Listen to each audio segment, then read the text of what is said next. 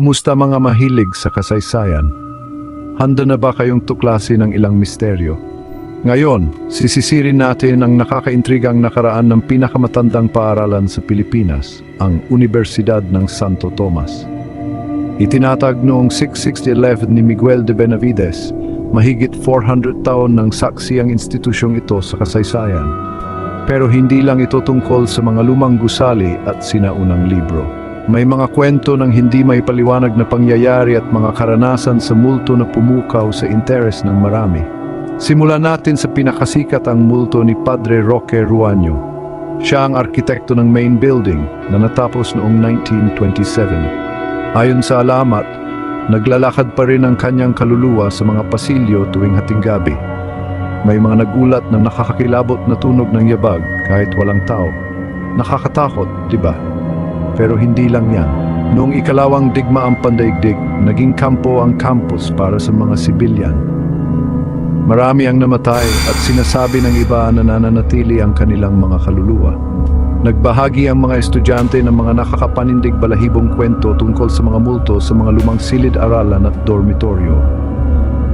Isa sa pinakanakakatakot na lugar, ang parokya ng Santissimo Rosario.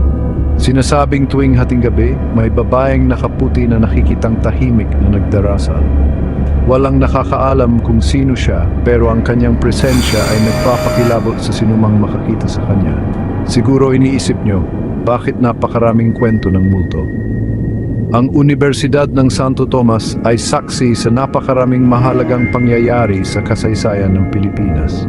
Mula sa panahon ng kolonyalismo hanggang sa mga revolusyon, hindi nakakagulat na may mga lihim at misteryo ang mga pader nito. Pero huwag nating kalimutan ang positibong panig.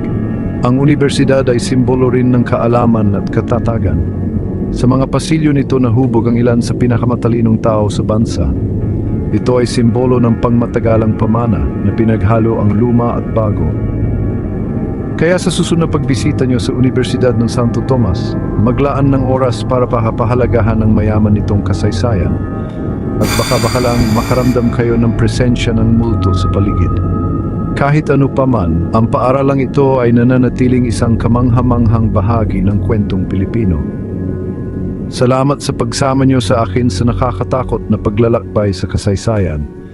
Huwag kalimutang mag-like, mag-share at mag-subscribe para sa mas maraming nakakaakit na kwento mula sa nakaraan. Hanggang sa muli.